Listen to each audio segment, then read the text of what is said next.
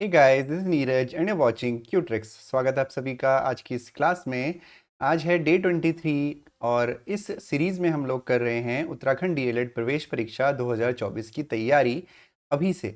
और हमारा टारगेट है कि कम से कम मैथ्स में हम लोग पूरा फुल स्कोर करें 50/50। प्रीवियस ईयर क्वेश्चंस पेपर हम लोगों ने शुरुआत करी थी डे 1 से और डे 23 आज है, यानी 22 क्लासेस हो चुकी हैं। अगर आपने नहीं देखी हैं तो नीचे डिस्क्रिप्शन में आपको प्लेलिस्ट का लिंक मिल जाएगा, वहां जाके ज़रूर आप देखिए, क्योंकि प्रीवियस ईयर क्वेश्चंस करना आपके लिए बहुत ज़्यादा ज़रूरी है। उससे पहले अगर आपको कोई टॉपिक पढ़ना है, percentage, profit loss ratio, proportion या मिक्सचर एलिगेशन, कोई भी टॉपिक आपको मैथ्स का पढ़ना है, आप किसी भी बैकग्राउंड के हैं, मैथ्स वाले हैं, आप कॉमर्स के हैं, आप आर्ट्स के हैं, कोई फ़र्क नहीं पड़ता, आप जाके उनको पढ़िए, डेफिनेटली आपको चीज़ें समझ में आ जाएंगी। तो चलिए आज शुरू करते हैं डे 23 की क्लास। हम रोज 4 से 5 क्वेश्चंस लेके चल रहे हैं और उनको सॉल्व कर रहे हैं। उम्मीद करता हूं कि क्लासेस आपको अच्छी लग रही होंगी। अगर अच्छी लग रही हैं तो लाइक बनता है और चैनल को सब्सक्राइब करने के बाद बेल आइकन पे क्लिक करके ऑल पे ज़रूर क्लिक कर दीजिएगा, क्योंकि इस क्लास की नोटिफिकेशन आपको मिल जाएगी। और जब स्ट्रेंथ बढ़ने लगेगी यानी एग्ज़ाम नज़दीक आने लगेगा तो हम लोग क्लासेस को लाइव लेंगे। जो पुराने स्टूडेंट्स हैं वो जानते हैं कि रेगुलरली जो मुझे हैबिट है वो क्लास को लाइव लेने की है। तो चलिए शुरू करते हैं आज के पहले क्वेश्चन के साथ। तो सारे क्वेश्चंस वही वाले हैं जो पिछले वर्षों में डीएलएड में पूछे जा चुके हैं, तो इसमें कोई गुंजाइश नहीं है। क्वेश्चन जो आपके सामने आ रहे हैं ऐसे ही क्वेश्चंस आपके एग्जाम में आने वाले हैं। तो क्वेश्चन आपका है, समान आयतन के दो गिलास क्रमशः आधे और 3/4 दूध से भरे हैं। बाद में उनमें पानी मिलाकर उन्हें लबालब भरकर एक बर्तन में उड़ेल दिया जाता है। इस बर्तन में दूध का पानी से क्या अनुपात है? क्वेश्चन केवल अभी हिंदी में अवेलेबल है। मैं आपको एक चीज़ क्लियर कर देना चाहता हूँ। 2021 और 2022 यानी कोरोना के बाद दो परीक्षाएं डीएलएड उत्तराखंड की हुई हैं जो हिंदी और इंग्लिश दोनों ही माध्यम में बच्चों को दी जाती हैं। लेकिन उससे पहले जितनी भी परीक्षाएं उत्तराखंड डीएलएड की हुई हैं उन सब में केवल और केवल हिंदी में ही प्रश्न आया करते थे। और यह जो आपके सामने पेपर है, जो क्वेश्चन है, ये क्वेश्चन जो है उन वर्षों का ही है। हमने सिर्फ पेपर का स्कैन करके उसकी इमेज आपके सामने लगा रखी है इंग्लिश में मैं क्वेश्चन को, क्योंकि मैथ्स में मीडियम बहुत ज़्यादा मैटर नहीं करता है। समान आयतन के दो गिलास क्रमशः आधे और 3/4 दूध से भरे हैं। दो गिलास है हमारे पास, ठीक है। समझ लेते हैं क्वेश्चन को। एक गिलास हमारा ये हो गया और एक गिलास हमारा ये हो गया। दोनों का वॉल्यूम सेम है यानी आयतन बराबर है, ठीक है। दूध ये आधा भरा हुआ है, ये कितना भरा है, ये गिलास कितना भरा है, हाफ भरा हुआ है, ध्यान रखिएगा, हाफ भरा हुआ है। और ये 3/4 दूध से भरा हुआ है यानी 3/4 भरा हुआ है, ठीक है। तो अब बाद में उनमें पानी मिलाकर, अब यहाँ पे हमें ये समझना पड़ेगा कि अगर ये गिलास आधा दूध से भरा हुआ है तो डेफिनेटली जो बाकी आधा है वो पानी से भरा हुआ होगा, कि बाद में पानी मिलाकर उन्हें लबालब भर दिया गया। तो यानी आधा इसमें मिल्क है और आधा इसमें वाटर है। सिमिलरली इसमें 3/4 आपका मिल्क है ना, और बाकी जो बचा है वो वाटर है। तो वाटर कितना होगा, एक काम करता हूँ मैं इसको और अच्छे से लिख देता हूँ जिससे कि आपको दिक्कत ना हो। थोड़ा सा मैंने चीज़ों को ठीक से नहीं लिखा है। तो ये आपका हो गया पहला ग्लास और ये आपका हो गया दूसरा ग्लास, ठीक है। पहला ग्लास दूसरा ग्लास। तो पहला ग्लास जो है वो जैसा कि हमें बताया गया था कि आधा भरा है मिल्क से, तो डेफिनेटली आधा भरा होगा पानी से। ये हमारा मिल्क है, ये हमारा वाटर है, ठीक है। सिमिलरली जो दूसरा ग्लास है वो 3/4 मिल्क से भरा हुआ है और जो बाकी है वो आपका किससे भरा होगा, वाटर से भरा होगा। तो बाकी कितना, 1/4 होगा। इसको निकालने के लिए हम क्या करते हैं, जैसे 3/4 दूध से भरा हुआ है तो जो बाकी बचा है वो निकालने के लिए आप ये करते हैं 1 - 3/4 कर देते हैं, ठीक है। तो ये आपका 1/4 आ जाता है। हालांकि ये चीज़ें पुरानी हो गई हैं, क्योंकि जैसे कि मैंने बताया है आप 2023 में जी रहे हैं, तो अभी के अकॉर्डिंगली क्वेश्चन को करिए। ध्यान से समझिएगा, अगर 3/4 दूध से भरा हुआ है मतलब 4 में से 3 दूध भरा है, तो बाकी बचा कितना, 1 बचा, यानी 1/4 पानी भरा होगा। तो इस तरीके से भी आप इसको कर सकते हैं, है ना। तो 3/4 अगर मिल्क है तो डेफिनेटली जो 1/4 है वो वाटर है। अब आगे, लबालब भरकर एक बर्तन में उड़ेल दिया गया, इस बर्तन में दूध का पानी से क्या अनुपात होगा, ये आपसे पूछा गया है। कि अब इन दोनों को मिक्स कर दिया गया इस वाले बर्तन में, तो दूध भी आया पानी भी आया, है ना, दूध भी आया और पानी भी आया। तो आपसे पूछा गया है कि इसमें कितना जो है होगा। अब इस क्वेश्चन को हम फ्रैक्शन में भी कर सकते हैं, लेकिन फ्रैक्शन से अगर हम इस क्वेश्चन को करेंगे तो हो सकता है कि आपको कॉम्प्लिकेट लगे ये क्वेश्चन, है ना। तो इसका सबसे जो बेस्ट तरीका है वो क्या है कि आप एक कोई कोई एक मान लीजिए कि इन दोनों का आयतन तो सेम बोला गया है हमसे, तो हम ये मान के चलेंगे कि इसका आयतन सेम है, तो आप x मान के चल सकते हैं। लेकिन x मानेंगे तो x में आपको फिर दिक्कत होगी, क्योंकि अपॉन में 4 और 2 है, तो मैं कोई ऐसी वैल्यू मान लेता हूं जो 4 से और 2 से इजीली कट जाए। जैसे मैंने एक वैल्यू मान ली कि इस दोनों ग्लास का जो आयतन है वो 8 है। आप कुछ भी मान सकते हैं, आपका आंसर हर कंडीशन में सेम आएगा। हमने मान लिया कि इसका 8 है ना। एक्स मानने का तरीका पुराना हो गया है, 8 है। तो 8 में से आधा पानी है, आधा दूध है, यानी 4 लीटर पानी है और 4 लीटर दूध है। सिमिलरली ये 8 है, तो 8 का 3/4 आप करोगे तो 8 गुणा 3/4 हमने कर दिया, तो 4 दूनी 8 यानी 3 दूनी 6, यानी 6 आपका दूध है और बाकी आपका कितना 2 जो है आपका पानी है। तो अब हमने इसमें डाल दिया, तो इसमें टोटल आयतन कितना हो गया, 8 और 8 टोटल कितना है, 16 है। टोटल 16 हो गया।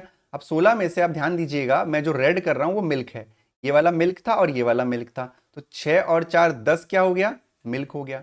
सिमिलरली पानी कितना हो गया, 4 और 2 6 आपका पानी हो गया, 4 + 2 6 वाटर हो गया। तो आपसे क्या पूछा गया, इस बर्तन में दूध का पानी से क्या अनुपात होगा। तो दूध का पानी से क्या अनुपात है, 10/6 का अनुपात है, यानी 2 पंजे 10 और 2 तियां 6, यानी 5:3 आपका आंसर होगा, ऑप्शन नंबर डी। अब देखो, अगर इस क्वेश्चन को मैं एक्स से आपको बताता तो ये बहुत कॉम्प्लिकेट हो जाता है ना, बहुत टफ हो जाता, कहाँ एक्स जोड़ते रहते घटाते रहते। तो हमने इस तरीके से क्वेश्चन को करना है। मैथ्स बहुत आसान होती है, बस आपको थोड़ा सा दिमाग लगाना होता है। ठीक है, दोबारा से मैं एक बार एक्सप्लेन कर दे रहा हूं। ये जो था, हमने दोनों का आयतन सेम है, दोनों का आयतन हमने 8 लीटर मान लिया। क्यों माना 8, क्योंकि ये 8 2 से भी कट जाता है, 4 से भी कट जाता है। 8 लीटर अगर माना तो 4 लीटर इसमें दूध है, 4 लीटर इसमें पानी है। इसको 8 माना तो 3/4 यानी 6 लीटर इसमें दूध है, 2 लीटर इसमें पानी है। ठीक है, तो 4 और 6 ये दोनों दूध हो गए, यानी 10 लीटर दूध हो गया। 4 और 2 6, ये आपका पानी हो गया। 10/6 5/3, 5:3 आपका आंसर हो गया। होपफुली आपको क्वेश्चन समझ में आया होगा, है ना। बढ़ते हैं हम लोग अगले क्वेश्चन की तरफ। तो अगला क्वेश्चन हमारा है, 2 और 5 के मध्य कुल कितनी परिमेय संख्याएं हो सकती हैं। अगर मैं इंग्लिश में इस क्वेश्चन को ट्रांसलेट करूं, there can be how many rational numbers between 2 and 5, यानी 2 से लेके 5 के बीच में कितनी परिमेय संख्याएं हो सकती हैं। रेशनल नंबर्स क्या होते हैं, रेशनल नंबर्स या परिमेय संख्याएं उन संख्याओं को कहते हैं जिनको हम p/q की फॉर्म में लिख सकते हैं, और q कभी भी जीरो नहीं हो सकता। मतलब जैसे 1/2, 2/3, 4/3, ये सब रेशनल नंबर है। इवन अगर मैं सिर्फ 2 लिख रहा हूँ या सिर्फ 3 लिख रहा हूँ, यानी कोई एक इंटीजर लिख रहा हूँ, तो वो भी एक रेशनल नंबर है। क्यों, क्योंकि उसके नीचे भी हम 1 लिख सकते हैं। तो आप ध्यान रखिएगा, किन्हीं भी दो संख्याओं के बीच में अनंत परिमेय संख्याएं हो सकती हैं, इनफाइनाइट आपके रेशनल नंबर्स हो सकते हैं, है ना।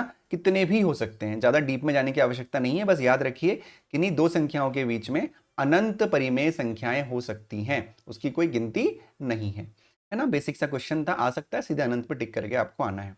अगला प्रश्न देखते हैं। अगला प्रश्न जो हमारा है वो हमें जो है थोड़ा सा कह रहा है कि बहुत ज़्यादा सॉल्व करना है, तो इसको मैं फिलहाल इसके जो ऑप्शंस हैं वो मैं हटा दे रहा हूँ।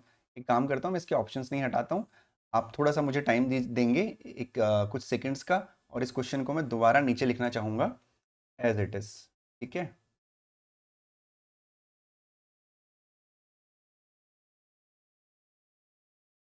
देखो क्वेश्चन आ गया नीचे, एज इट इज़ आ गया क्वेश्चन हमारा। थोड़ा सा इसको मैं बड़ा कर देता हूँ, है ना। इस क्वेश्चन को सॉल्व करना है, होपफुली आप सभी को विजिबल होगा अच्छे से। तो अब इस क्वेश्चन को सॉल्व करने के लिए सबसे पहले हमें बॉडमास का रूल याद करना है। ये हमारा बॉडमास का रूल हमसे क्या कहता है ना। तो बॉडमास का रूल हमसे क्या कहता है कि हमें सबसे पहले क्या सॉल्व करना होता है, पहले हमें ब्रैकेट ऑर्डर सॉल्व करना होता है। यानी सबसे पहले छोटा ब्रैकेट सॉल्व होगा, फिर बड़ा करली ब्रैकेट सॉल्व होगा, फिर बड़ा ब्रैकेट सॉल्व होगा, उसके बाद डिवीजन सॉल्व होगा, उसके बाद मल्टीप्लीकेशन सॉल्व होगा, फिर एडिशन और फिर सब्ट्रैक्शन सॉल्व होगा। तो हम साथ में लेके चलेंगे चीज़ों को, क्योंकि इतना टाइम आपके पास एग्जाम में नहीं रहता है। तो सबसे पहले क्या करना है, हमें ये ब्रैकेट सॉल्व करना है, ये वाला ब्रैकेट। तो इस ब्रैकेट को सॉल्व कर लेते हैं। अब इस ब्रैकेट के अंदर भी बॉड मास लगेगा, तो पहले मैं इस ब्रैकेट को आपको रफ में सॉल्व करके दिखाऊंगा। देखिएगा इधर ध्यान से, मैं थोड़ी देर के लिए मेरी विजिबिलिटी आपको नहीं लगेगी, क्योंकि मुझे यहाँ पे स्पेस की ज़रूरत है। ठीक है ना। तो देखिए सबसे पहले हमें क्या करना है, 8 - 4 × 8। अब सबसे पहले b के बाद जो o होता है ये ऑफ का काम करता है, नहीं सबसे पहले इस इंटू से पहले भी ये का सॉल्व होगा, है ना, इंटू 1/4, यानी पहले ये वाला इंटू सॉल्व होगा और -1। तो सॉल्व कर लेते हैं, 8 - 4, ये 4 से काट देंगे, 4 दूनी 8, यानी इंटू 2 -1। अब फिर ये मल्टीप्लाई पहले सॉल्व होता है, तो 8 - 4 दूनी 8 -1। 8 में से 8 गया 0 और ये हो गया -1, यानी इस पूरे का मान क्या आ गया, -1 आ गया। ठीक है, -1 आ गया, इसको हम लोग याद रखेंगे, इसका पूरे का मान -1 आ गया, यानी छोटा वाला ब्रैकेट हमारा सॉल्व हो गया। तो अब हम क्या कर सकते हैं, अब हम इसको लिखेंगे ऐसे 1 + 3/2 डिवाइडेड बाई 2/7 इंटू 4/3 प्लस 4 करली ब्रैकेट -1 + 1/2 करली ब्रैकेट क्लोज। ठीक है, समझ में आ गया, ये बहुत आसान था, कोई प्रॉब्लम नहीं थी यहाँ तक। आगे बढ़ते हैं, तो आगे फिर हमें क्या करना है, करली ब्रैकेट पहले सॉल्व करना है। तो जो मैंने कैलकुलेशन करी है, क्योंकि मेरे पास जगह की कमी है, तो मैं इस कैलकुलेशन को यहाँ से डिलीट कर दूंगा और इस वाले पर्टिकुलर को सॉल्व करूंगा।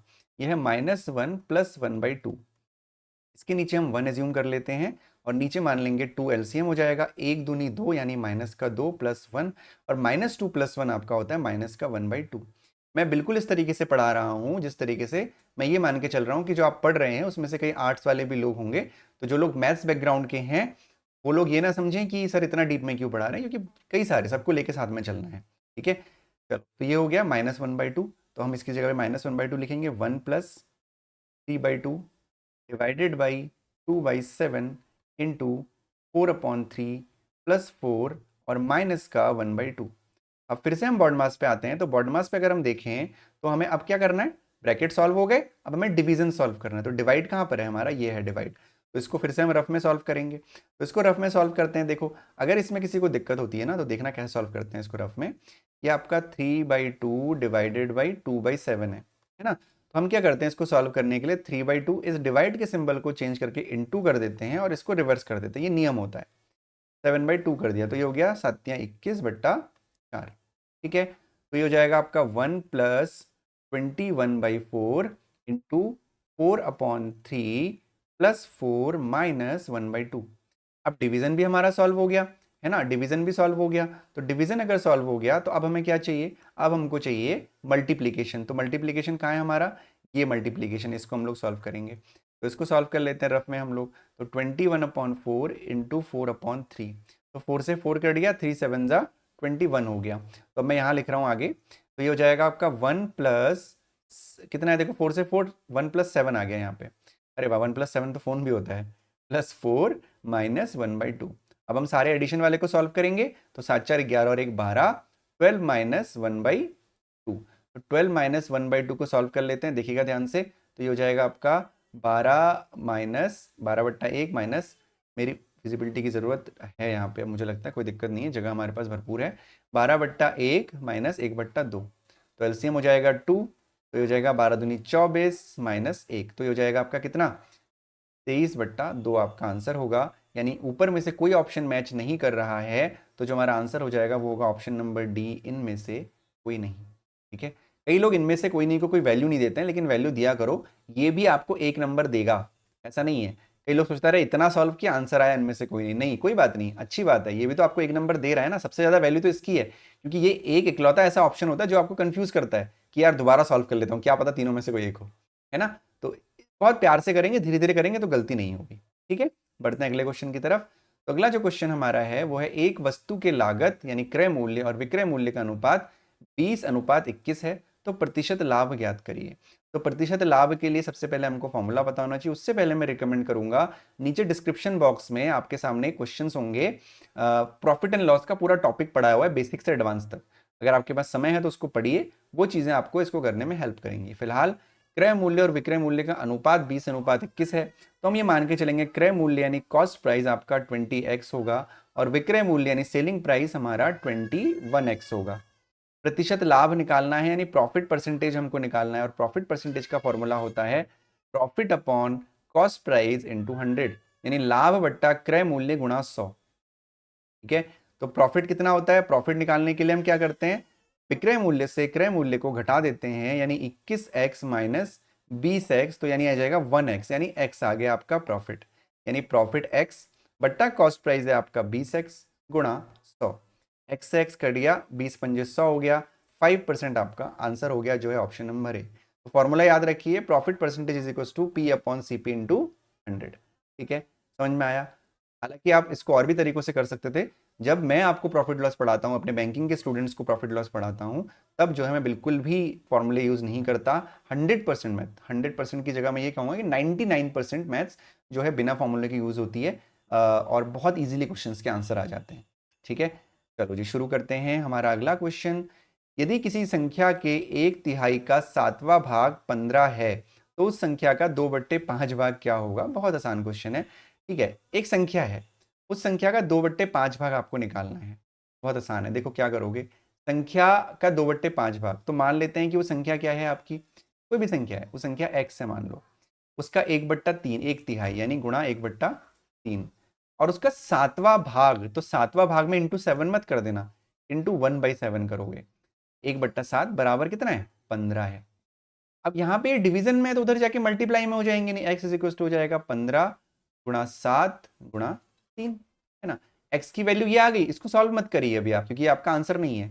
उस संख्या का 2/5 भाग आपको निकालना है, तो इस संख्या तो ये पूरी है ना, इसका 2/5 यानी गुणा 2/5 कर दीजिए। तो 5 से 5, 5 तियां 15 हो गया, तो ये हो जाएगा आपका 3 तियां 9, 9 दूनी 3 तियां 9, 9 से 63, 63 इंटू 2 यानी 3 दूनी 6, 6 दूनी 12, 126 आपका आंसर होगा, जो है ऑप्शन नंबर सी। ठीक है ना, आसान है क्वेश्चन, कोई डिफिकल्ट तो नहीं है, मुझे लगता है आ गया होगा सबको समझ में। अगर किसी को किसी क्वेश्चन में दिक्कत हो रही है तो क्वेश्चन नंबर लिख के कमेंट सेक्शन में बताएं, मैं उसको बता दूंगा। और जब आप लोग धीरे धीरे रेगुलर क्लास में आना शुरू करेंगे, जो पुराने स्टूडेंट्स हैं, जब मैंने बहुत पहले जो है, जनरली मैं बैंकिंग एग्जाम के लिए पढ़ाता हूँ क्यूट्रिक्स ऐप पे, और पेड कोर्सेज होते हैं, लेकिन यहाँ पे फ्री ऑफ कॉस्ट हमने डीएलएड शुरू किया हुआ है, आप लोगों को पता है। तो फ्री ऑफ कॉस्ट मैंने उत्तराखंड लेक्चरर के लिए भी पढ़ाया था, और आजकल पढ़ा भी रहा हूँ फिर से। तो डाउट सेशन भी होते हैं, किसी को कोई डाउट है तो कमेंट सेक्शन में बता सकता है। ठीक है, अगले क्वेश्चन की तरफ बढ़ते हैं। एक विक्रेता अपने सामान को 20% की छूट के साथ बेचता है, और अभी भी वह 25% का लाभ कमाता है। यदि वह इस सामान को इसके अंकित मूल्य पर बेचे तो उसे कितने प्रतिशत का लाभ होगा, ये आपको बताना है। अब इस क्वेश्चन को करने के लिए मैं रिकमेंड करूंगा कि नीचे प्रॉफिट लॉस वाले में प्लेलिस्ट में जाना, और वहां पे डिस्काउंट की क्लास होगी। ठीक है ना, डिस्काउंट की क्लास होगी, उसको जाके पढ़ना। तो आपको ना, अगर इस क्वेश्चन के बाद में, हालांकि यहाँ पे भी मैं आपको कंसेप्ट, कोर कंसेप्ट बता रहा हूँ, लेकिन कोर कंसेप्ट बताने के बाद भी अगर आपको कोई दिक्कत होती है तो उस लेसन को पढ़ो, जितने भी टाइम का है, आधा घंटा 1 घंटा, उसको पढ़ो, तो सारे डाउट्स, इससे रिलेटेड सारे क्वेश्चंस आप चुटकियां बजा के करने लगोगे। तो बेसिकली हमारे पास 3 चीज़ें होती हैं। एक होता है हमारा क्रय मूल्य, जिसको हम सीपी कहते हैं। एक होता है हमारा मार्क्ड प्राइस, जिसको हम अंकित मूल्य कहते हैं। और एक होता है हमारा सेलिंग प्राइस, जिसमें बेचते हैं। कॉस्ट प्राइस वो है दुकानदार में जिस प्राइस पे उस सामान को खरीदा है। मार्क्ड प्राइस वो है कि जितने का उसने स्टिकर लगाया है। और सेलिंग प्राइस जितने में उसने बेचा है। हमेशा लाभ और हानि कॉस्ट प्राइस पे होती है, और सेलिंग प्राइस को रिलेट करके होती है। और डिस्काउंट हमेशा मार्क्ड प्राइस पे दिया जाता है। कुछ इस तरीके से समझिए कि मेरे पास ये माउस है, ये माउस मैंने 100 रुपये का खरीदा।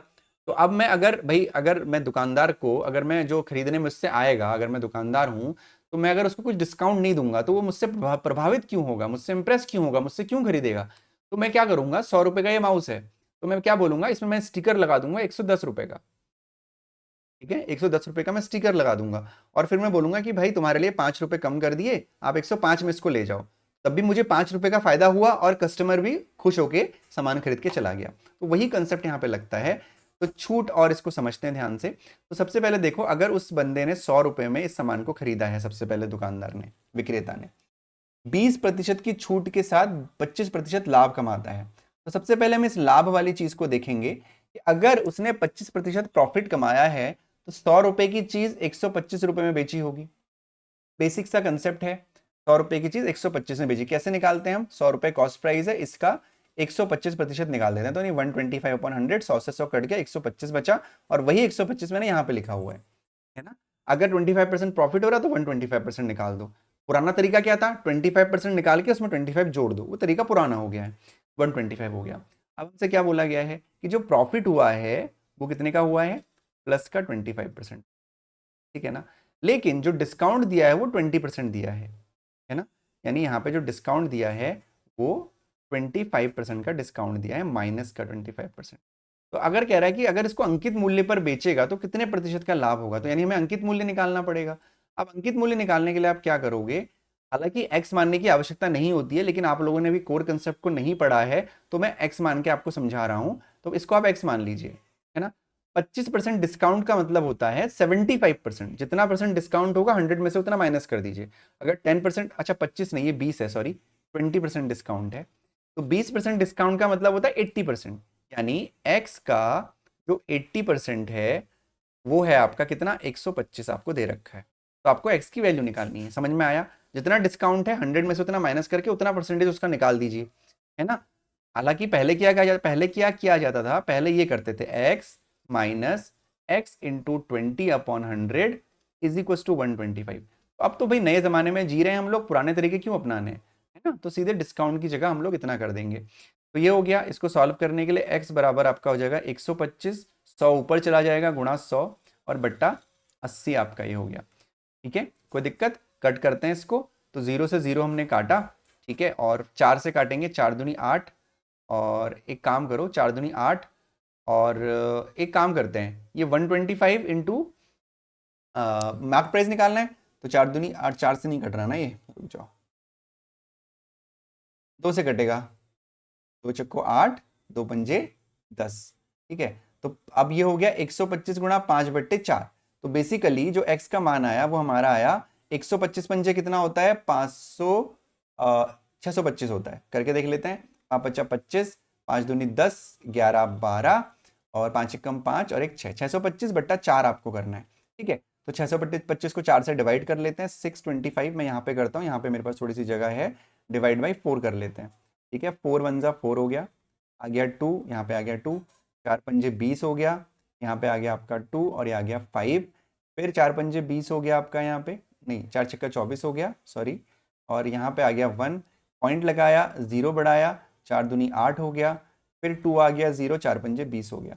यानी हमारा मार्क प्राइस कितना आ गया, अगर हम मार्क प्राइस को देखेंगे एक्स की जगह पे, वो आ गया आपका 156.25, है ना। तो क्या बोला गया है, 156.25। अब देखो ऑप्शन में है, हाँ, ऑप्शन में टिक मत करके आ जाना। आपसे पूछा है कि उसे कितने प्रतिशत का लाभ होगा अगर अंकित मूल्य पे बेचेगा।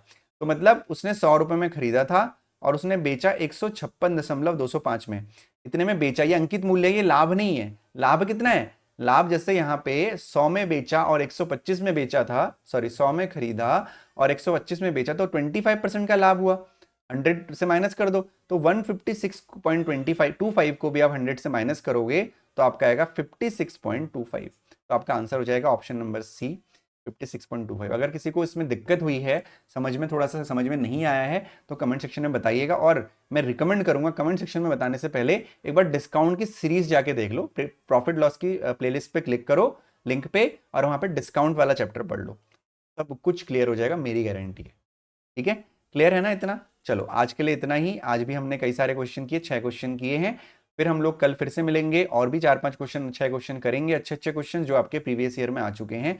ध्यान रखो, जो है ऑनरेबल सुप्रीम कोर्ट ने जो है मना कर दिया है, बोल दिया है कि DElEd, sorry BEd is not valid for the primary education now. तो इंतजार करने का कोई मतलब नहीं बनता है, डीएलएड की तैयारी शुरू कर दीजिए अगर जॉब चाहिए तो, नहीं चाहिए तो कोई बात नहीं। ठीक है, और बस ठीक है, कोई दिक्कत नहीं है। मिलते हैं आप लोगों से अगली क्लास में, तब तक अपना ध्यान रखो, bye bye and take care.